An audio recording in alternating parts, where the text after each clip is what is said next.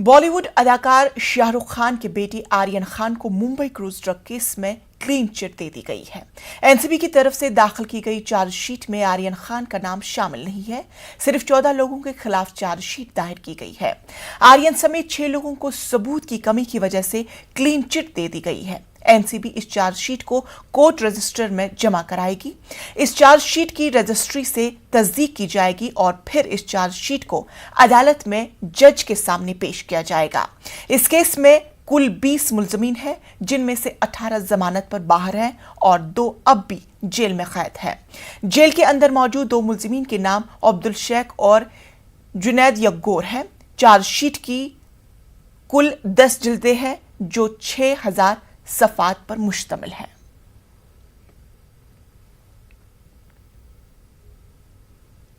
जम्मू कश्मीर के साबिक वजीर आला व नेशनल कॉन्फ्रेंस के सदर फारूक अब्दुल्ला को ईडी ने समन जारी किया है। फारूक अब्दुल्ला को पूछताछ के लिए 31 मई को तलब किया गया है। जराये के मुताबिक फारूक अब्दुल्ला से चंडीगढ़ के ईडी दफ्तर पूछताछ की जाएगी। हालांकि एजेंसी ने अभी ये वाज़ेह नहीं किया है कि किस मामले में एनसीबी सदर से पूछताछ की जाएगी। वाज़ेह है कि इससे कबल जम्मू कश्मीर क्रिकेट एसोसिएशन घोटाले मामले में ईडी फारूक अब्दुल्ला से पूछताछ कर चुकी है।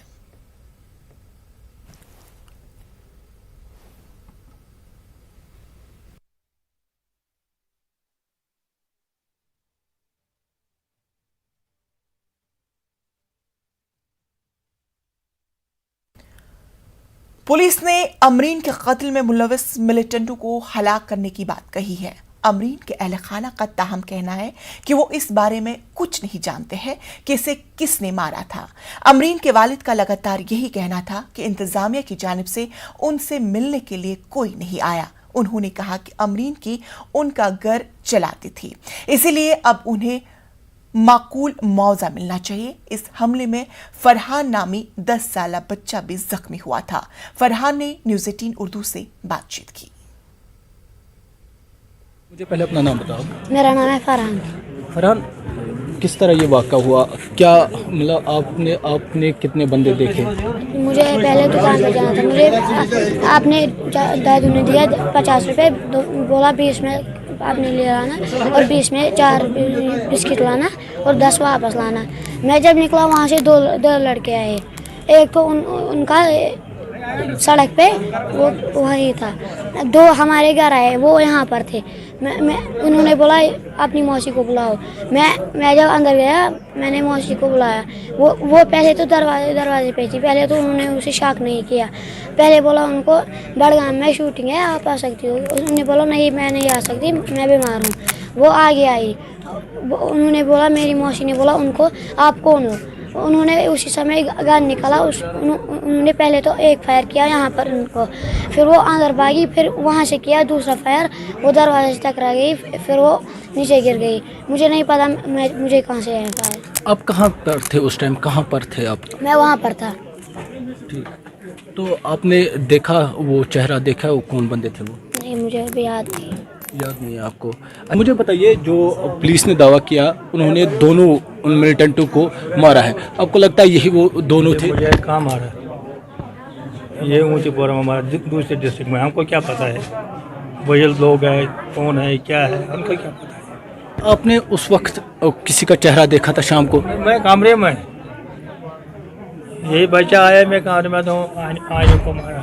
कहाँ मेरे यहाँ कमरे में, मेरी आँखें भी ख़त्म हो गई इसकी। मेरे सामने मारा, जो सब फायर मारा मेरे सामने, मैं कमरे में, इसी कमरे में इस वक्त ने दूसरा फायर लगाया है। जिस तरह बच्चा बोल रहा था, अभी 3 बंदे थे, एक बाहर वेट कर रहा था। सड़क पर बैठा स्कूटर पर, 2 अंदर यहाँ मेरे घर आया, एक पीछे रहा, एक यहाँ रहा।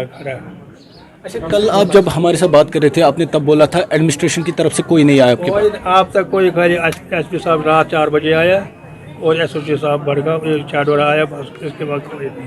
अच्छा, क्या चाहते हैं अभी सरकार से? हम सरकार से चाहते हैं, मेरा बेटा भी यही, बेटी भी है, कुछ मुआवजा?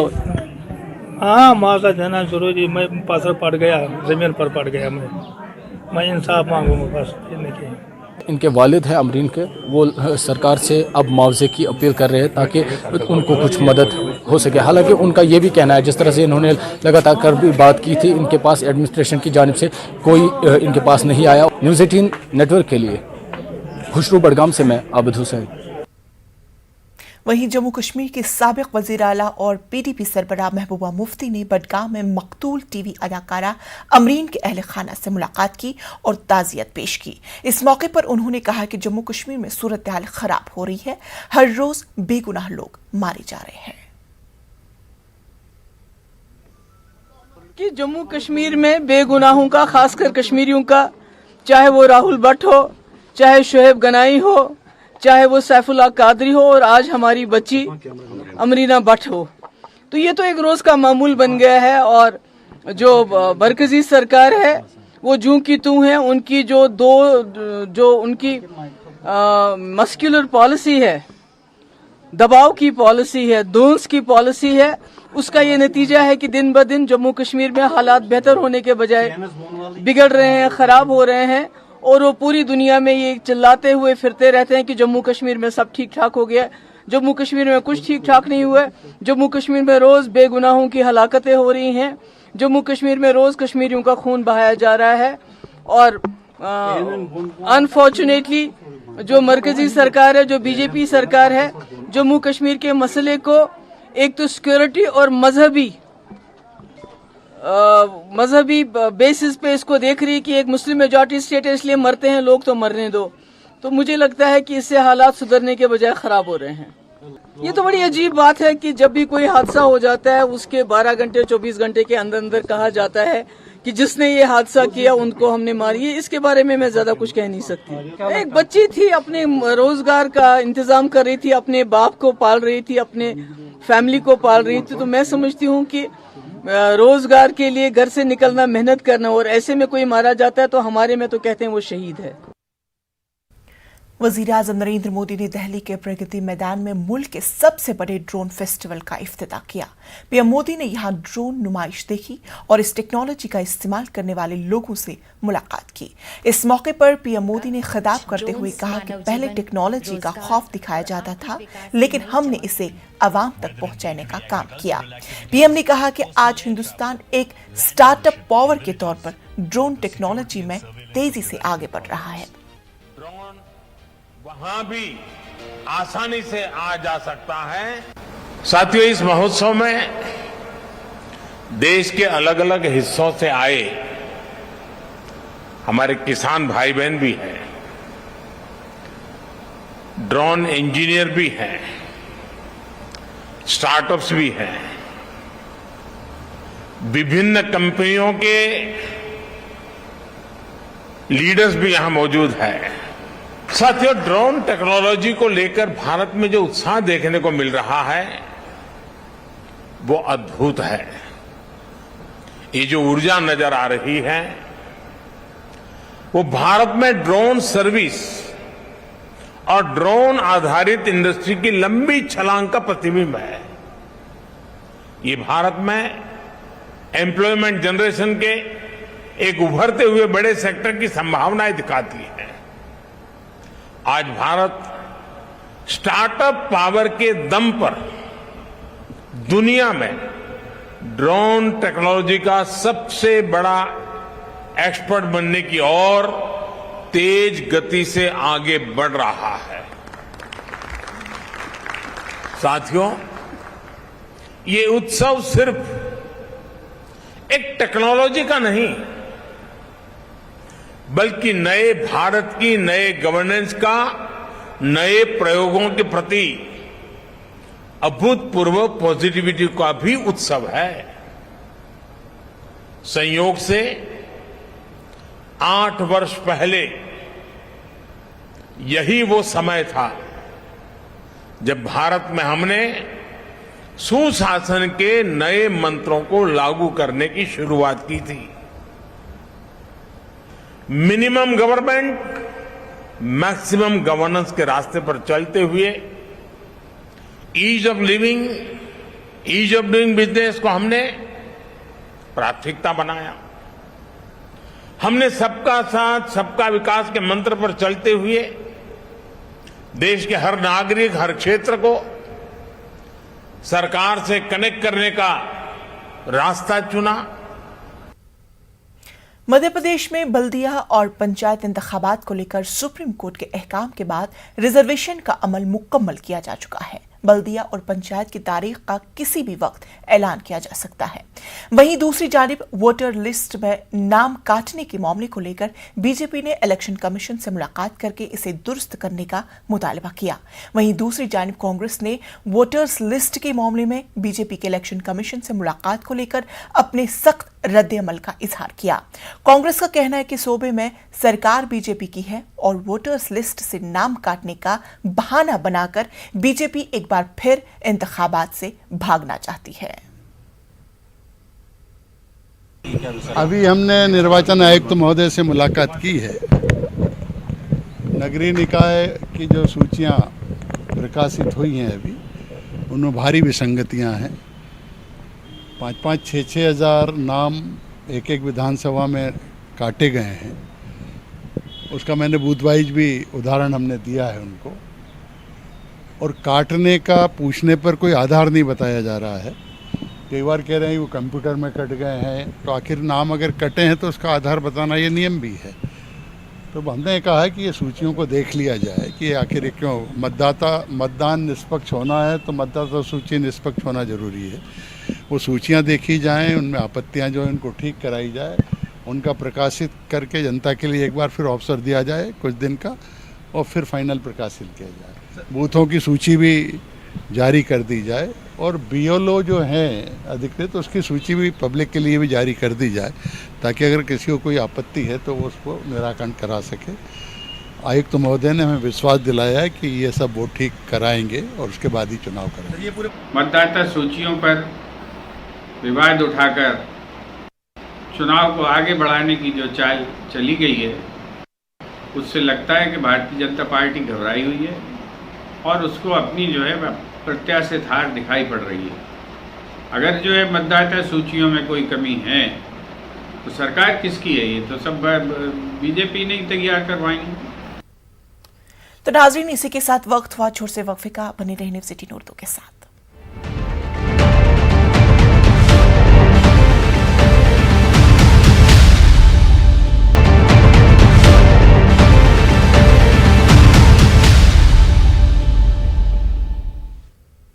ब्रेक के बाद इस्तकबाल। राज्यसभा इंतखाबात से पहले राजस्थान कांग्रेस में इख्तिलाफ बढ़ता ही जा रहा है।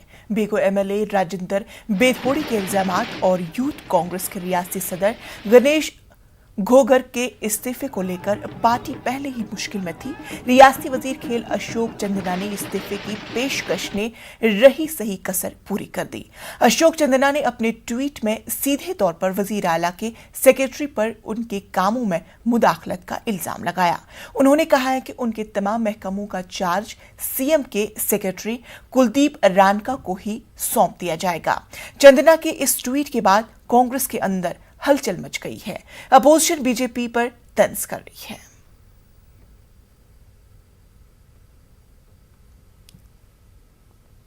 अशोक चंदना के इस्तीफे की पेशकश के बाद बीजेपी को कांग्रेस पर हमला करने का नया हथियार मिल गया है। बीजेपी इसे 2023 का रुझान करार दे रही है। परिस्थिति है कि एक मंत्री को यह कहना पड़ा कि मुझे इस जलालत वाले पद से और मुक्ति दिलाएं, तो इतनी बड़ी बात कही है, तो मुझे लगता है कि ये सामान्य बात नहीं है। पर दुर्भाग्य है राजस्थान की जनता के कि उनको एक ऐसी सरकार मिली है जो पिछले 3 वर्षों में अंतर्कलह, अंतर्विरोध या आपसी झगड़े के अलावा न गवर्नेंस है, न कानून व्यवस्था है, न किसी तरीके का विकास है। कुल मिलाकर राजस्थान की जनता को उसी तरीके से ठगा गया जैसे किसानों और बेरोजगारों को ठगा गया।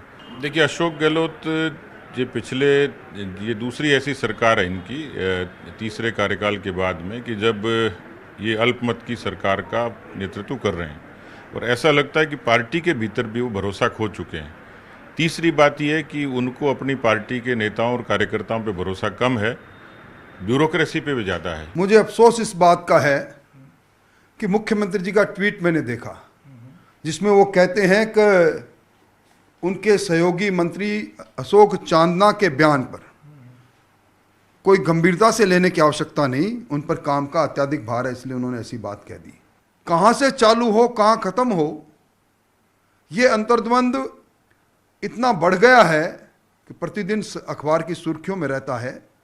मुख्यमंत्री जी भले आदमी हैं, इस कुनबे को बांधने में उनके अब तक के 42 माह गुजर गए और इसी प्रकार ये महीने दर महीने गुजरते चले जाएंगे। कांग्रेस का ये जहाज़, ये बैड परफॉर्मेंस कर रही सरकार, इससे निजात जनता को मिलेगी जब मिलेगी।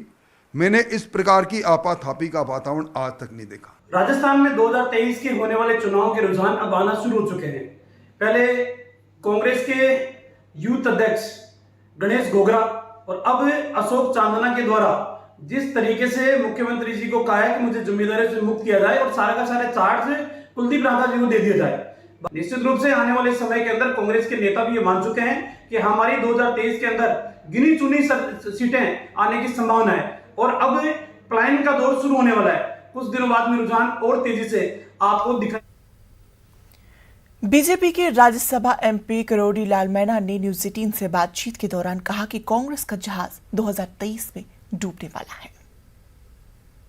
राज्यसभा चुनाव की गहमागहमी के बीच मंत्री अशोक चांदना के बयान से एक नया सियासी भूचाल खड़ा हो गया है। इस पर बातचीत करने के लिए हमारे साथ हैं राज्यसभा सांसद करोड़ी लाल मीणा। सर, क्या कारण मानते हैं आप कि लगातार मंत्री विधायक इस्तीफे की पेशकश कर रहे हैं और क्या ब्यूरोक्रेसी राजस्थान में इतनी हावी हो गई है कि ये कह रहे हैं कि जलालत भरे मंत्री पद से मुक्त कर दे मुख्यमंत्री और सारा चार्ज एक मात्र अधिकारी को सौंप दिया जाए? देखो, राजस्थान में कांग्रेस का राज है। गहलोत साहब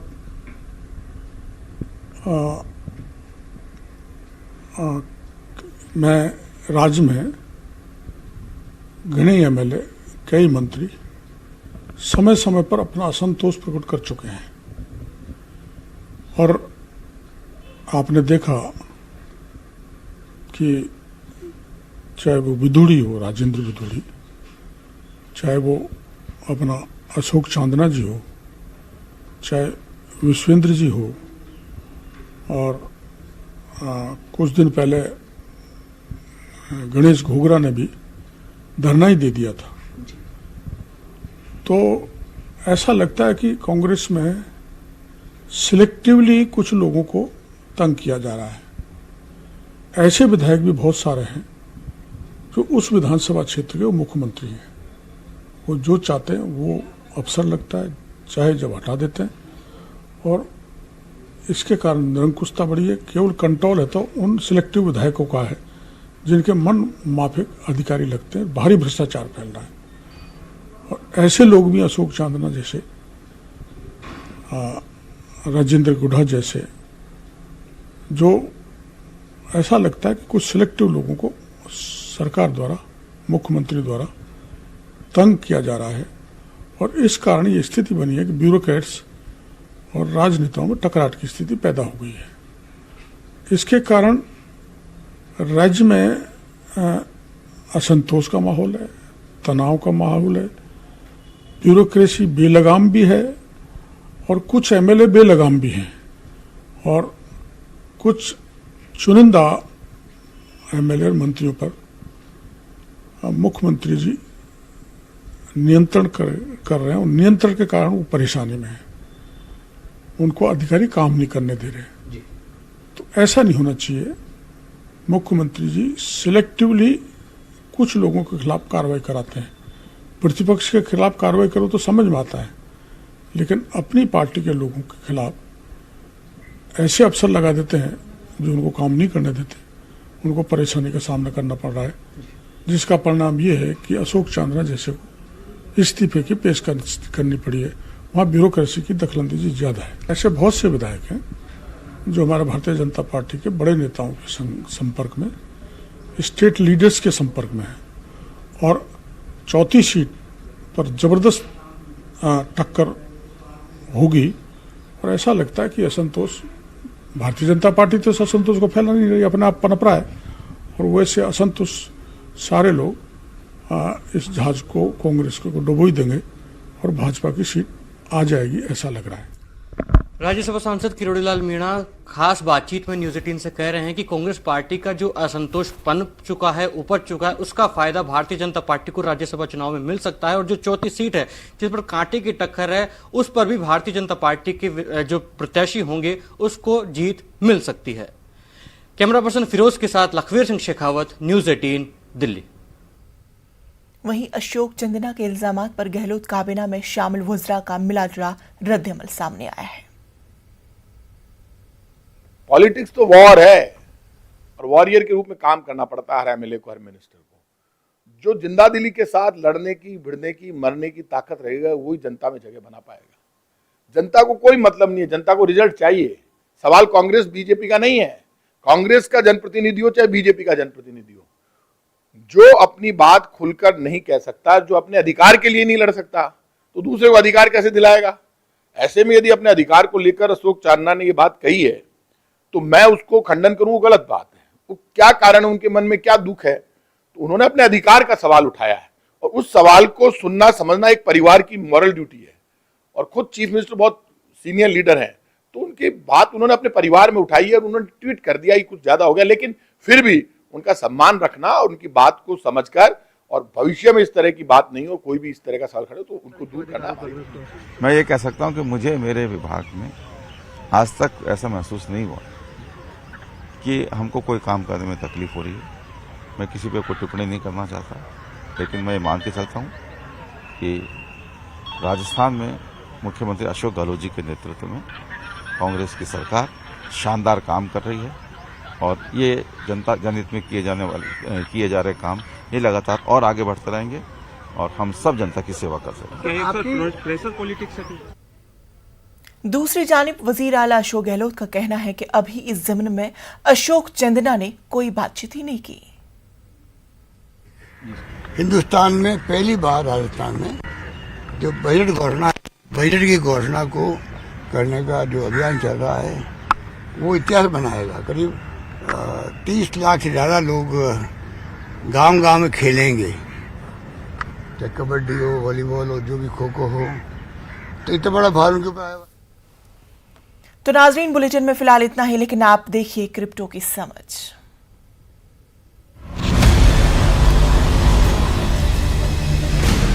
ज़ेड-पे and news 18 network present crypto की समझ। हेलो एंड वेलकम क्रिप्टो के समझ के इस एपिसोड में आपका स्वागत है। मैं आपके साथ रंजना रावत। आइए आपको बताते हैं क्रिप्टो जगत से जुड़ी कुछ खास खबरें। टैग ह्यूअर ने लागू किया crypto payment option. Tag Heuer ने ऐलान किया कि उसने अपने उन कस्टमर के लिए क्रिप्टो पेमेंट का ऑप्शन चालू कर दिया है जो इसमें भुगतान करना चाहते हैं। ये कंपनी का एक ऐसी पावर हाउस है जो रिस्ट वॉच और दूसरे फैशन ऑर्नामेंट्स क्रिएट, डिजाइन और सेल करता है। इसने पिछले हफ्ते अनाउंस किया कि ट्रेडर्स उनके ऑनलाइन प्लेटफॉर्म पर 5 टॉप डिजिटल एसेट्स और 5 स्टेबल कॉइन्स में पे कर सकते हैं।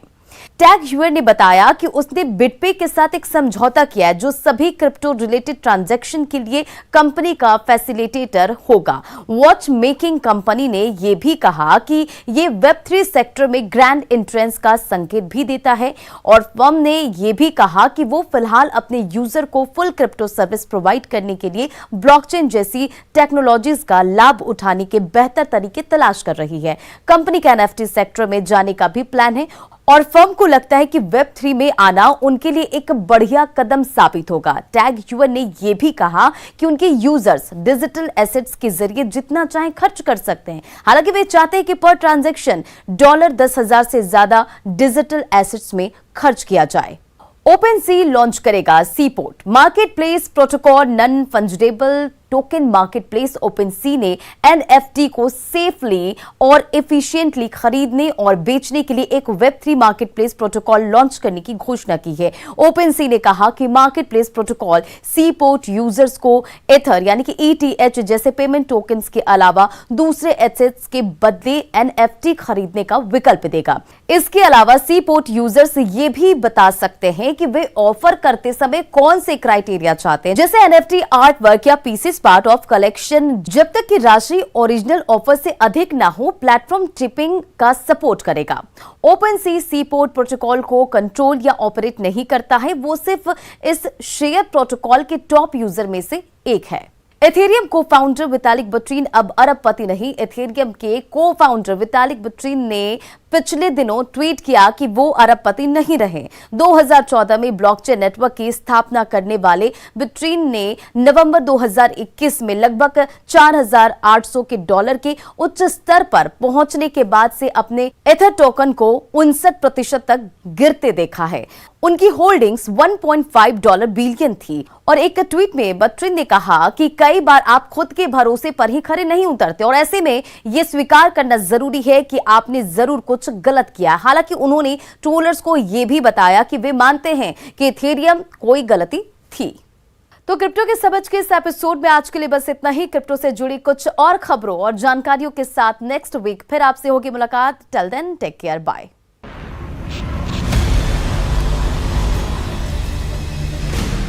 ZPay and News 18 Network present